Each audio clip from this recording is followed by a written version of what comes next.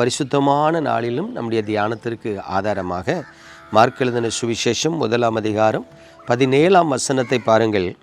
இயேசு அவர்களை நோக்கி, என் பின்னே வாருங்கள், உங்களை மனுஷரை பிடிக்கிறவர்களாக்குவேன் என்றார். எனக்கு அன்பான தேவனுடைய பிள்ளைகளே, ஆவிக்குரிய வாழ்க்கை என்பது இந்த உலகத்திலே நாம் கர்த்தருக்குள் வாழுகிறது. அதை நீங்கள் புரிஞ்சுக்கொள்ளணும். இன்றைக்கு நிறைய கிறிஸ்தவர்கள் கிறிஸ்துவுக்குள் வாழ்கிறேன் என்று சொல்லிக்கொண்டு ஆலயத்துக்கு போகிறதையும் ஜெபிக்கிறதையும் வேதம் வாசிக்கிறதையும் மட்டுமே கிறிஸ்துவுக்குள் வாழ்கிற வாழ்க்கை என்று நினைக்கிறார்கள். அப்படி அல்ல.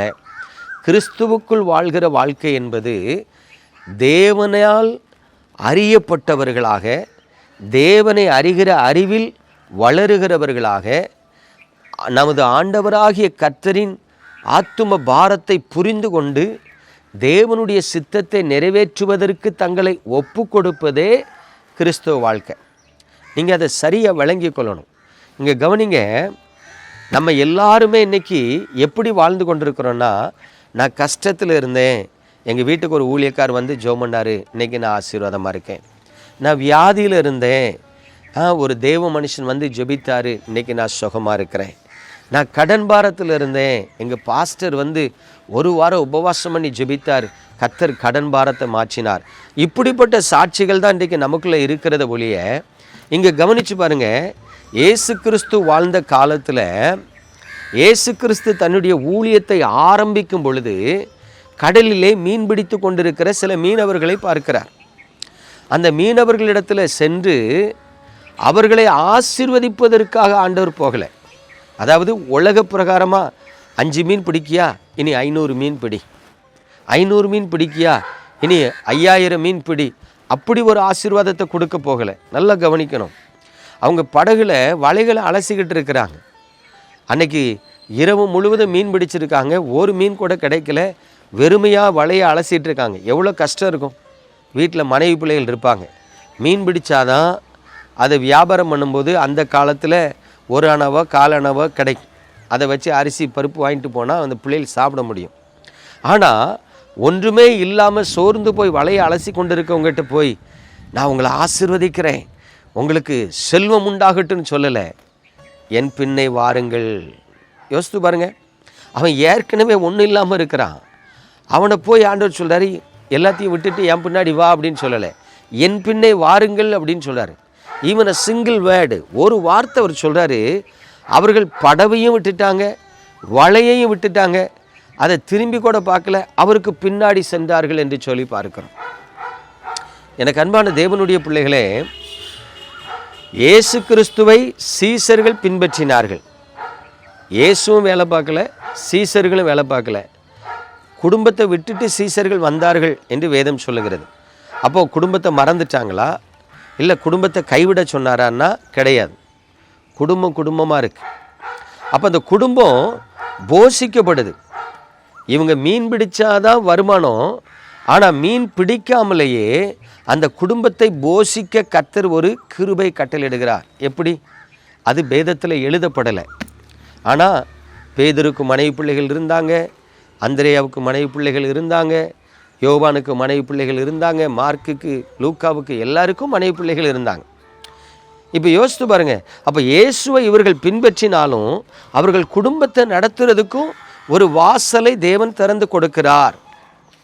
அதே நேரத்தில் இவர்கள் இயேசுவோடு இருந்து ஊழியத்தை செய்யும்படி பழக்குவிக்கப்படுகிறார்கள். பிரியமான தேவனுடைய பிள்ளைகளே, எதற்காக இந்த காரியத்தை நான் சொல்லுகிறேன் அப்படின்னா, இன்றைக்கு உங்களில் எத்தனை பேர் இயேசு கிறிஸ்துவை பின்பற்றுகிறவர்களாக இருக்கிறீர்கள்? அதாவது பழைய காலத்தில் ஒரு பாட்டு உண்டு, இயேசு வந்த வீட்டிலே சந்தோஷமே, இயேசு வந்த வீட்டிலே சமாதானமே, இயேசு வந்த வீட்டிலே கண்ணீர் இல்லையே. இப்போ அந்த பாட்டை சின்ன வயசில் கேட்கும்போது நமக்கெல்லாம் என்ன தோணுச்சுன்னா, அப்போ ஏசப்பா நம்ம வீட்டில் வந்துட்டார்னா சண்டையே இருக்காது, எப்பொழுதும் சமாதானமாக இருக்கும், எப்பொழுதும் சந்தோஷமாக இருக்கும் அப்படின்னு நம்ம நினைக்கிறோம். ஆனால் நல்லா கவனித்து பாருங்கள், இயேசு கிறிஸ்துவை ஏற்றுக்கொண்டு இயேசு அந்த வீட்டில் கண்ணீரே இல்லையா, கவலையே இல்லையா அப்படின்னா வேதமே அதுக்கு ஆதாரத்தை சொல்லலை. உலகத்தில் உபத்திரம் உண்டுன்னு தான் சொல்லியிருக்கிறார்.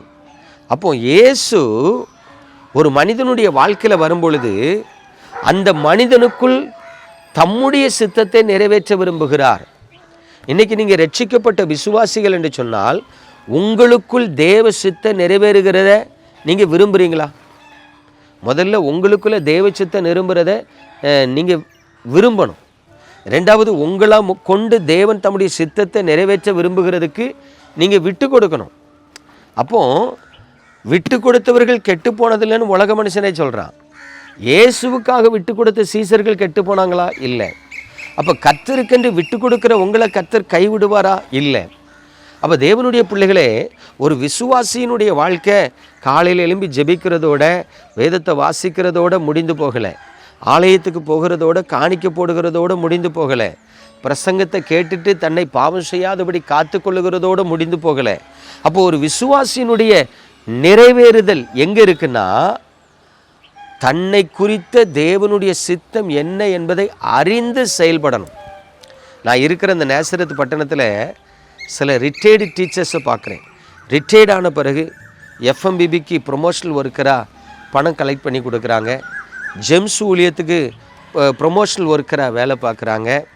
சில டீச்சர்ஸை பார்க்குற ரிட்டையர்ட் ஆன பிறகு நல்லா பைபிள் படித்து சின்ன சின்ன கிராமங்களில் உள்ள சபைகளில் போய் கர்த்தருடைய வார்த்தையை போதித்து அந்த சபையார் ஆண்டவர்களை நடத்துகிறாங்க. சில ரிட்டையர்டான பீப்புளை பார்க்குறேன், சில ஊழிய ஸ்தாபனத்தில் போய் அவங்களுக்கு பத்திரிக்கை ஸ்டாம்ப் போட்டுறது, அட்ரஸ் எழுதுறது, ஃபோன் கால் அட்டன் பண்ணுறது, சின்ன சின்ன ஊழியங்களை செய்கிறதுக்கு தங்களை விட்டு கொடுத்துருக்குறாங்க. அப்போ நல்லா கவனித்து பாருங்கள், உலக பிரகாரமாக கர்த்தர் வேலையை தந்திருக்கிற காலத்தில் வேலையை கரெக்டாக செஞ்சாலும் தனக்குள்ளே தேவன் வைத்திருக்கிற பாரத்தை தேவ பலத்தினால் நிறைவேற்றுகிறாங்க. பார்த்தீங்களா? அதைத்தான் நான் இன்றைக்கி உங்களுக்கு சொல்ல விரும்புகிறேன். அன்றைக்கி இயேசு சீசர்களை என் பின்னை வாருங்கள்னு அவங்க விட்டு கொடுத்து போனாங்க. இன்றைக்கி உங்களுக்குள்ளே கர்த்தர் என்ன சொல்லுகிறாருங்கிறத கவனிங்க. கர்த்தர் உங்களை பாரப்படுத்துகிற காரியம், கர்த்தர் உங்களோட அடிக்கடி பேசுகிற காரியத்துக்கு செவி கொடுத்து கீழ்ப்படிங்க. நீங்கள் தேவனுக்கும் பிரயோஜனமாக இருப்பீங்க, சாட்சியாகவும் வாழ்வீங்க, உங்கள் குடும்பத்துக்கும் ஆசீர்வாதமாக இருப்பீங்க. நம்ம ஜெபிப்போமா? எங்கள் அன்பின் பரலோக தகப்பனே, பரிசுத்தமான அந்த காலை வேளையில் உமது கிருபையுள்ள கரத்தில் எங்களை தாழ்த்துகிறோம். ஆண்டவரே, உம்முடைய ஜனங்கள் அப்பா, உம்மால் தெரிந்து கொள்ளப்பட்டவர்கள், இதோ உம்மை அறிந்தவர்களாய் மட்டுமல்ல, உம்முடைய சித்தத்தை புரிந்து கொண்டவர்களாக வாழ, உம்முடைய சித்தத்துக்கு தங்களை விட்டு கொடுத்து வாழ ஆண்டவரே, நீர் உமது பிள்ளைகளுக்கு கிருபை பாராட்டும்படியாக இயேசு கிறிஸ்துவின் நாமத்தில் ஜெபிக்கிறேன். ஆமாம் ஆண்டவரே, உங்கள் முகத்தை உமது பிள்ளைகள் மீது பிரகாசிக்க பண்ணி கிருபையாயிருங்க. ஒவ்வொருவர் கண்ணீரை துடைத்தவர்களை